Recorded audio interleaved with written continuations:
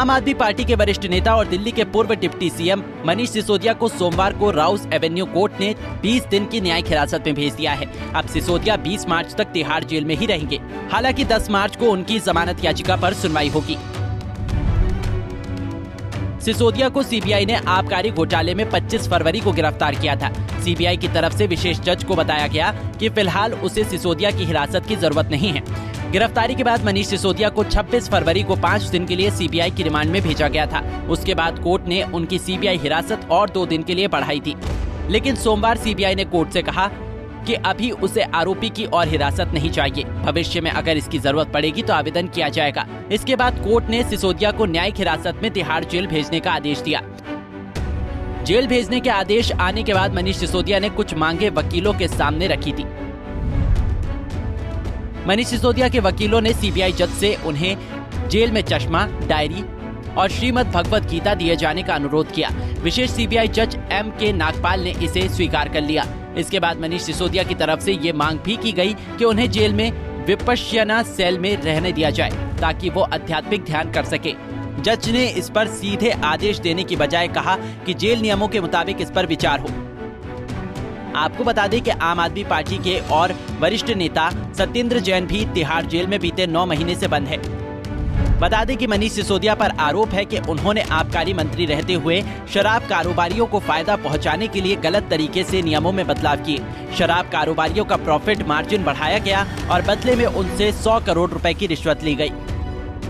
मनीष सिसोदिया द्वारा दायर की गई जमानत याचिका पर 10 मार्च को सुनवाई होगी और बचाव पक्ष ये उम्मीद कर रहा है कि न्यायिक हिरासत की अवधि पूरी होने से पहले ही सिसोदिया जमानत पर बाहर आ सकते हैं। लेकिन आपको बता दें कि इस मामले की जांच प्रवर्तन निदेशालय यानी ईडी भी कर रहा है। ऐसे में इस बात का भी अंदेशा लगाया जा रहा है कि आबकारी घोटाले के पैसों की मनी लॉन्ड्रिंग के मामले में ईडी भी सिसोदिया को गिरफ्तार कर सकती है। सोमवार को कोर्ट में सुनवाई के दौरान सीबीआई के वकील ने सिसोदिया समर्थकों पर इस मामले का राजनीतिकरण करने का आरोप लगाया।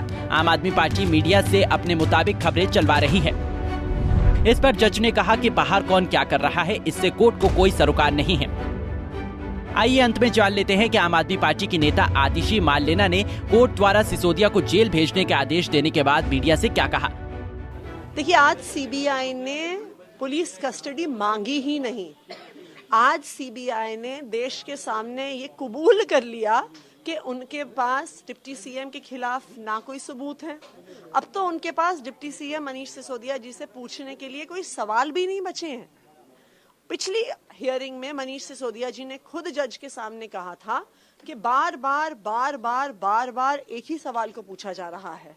और जब जज ने क्लियरली सीबीआई को इंस्ट्रक्शन दी कि एक सवाल को आप बार बार नहीं पूछ सकते हो, तो आज ये साबित हो गया कि उनके पास कुछ पूछने को ही नहीं है। वो और पुलिस कस्टडी चाहते ही नहीं है। तो ये बिल्कुल साफ है कि कोई एविडेंस नहीं है, कोई बिल्कुल मामला नहीं है, उन्हें कोई सबूत नहीं मिला है डिप्टी सीएम मनीष सिसोदिया जी के खिलाफ। लेकिन क्योंकि उनके आकाओं ने कहा है कि उनको अरेस्ट करके रखना है, इसलिए सीबीआई ने कर रखा है। मनीष सिसोदिया ने वहाँ पे पेन डायरी अलग से और विपश्यना की भी व्यवस्था की मांग की है।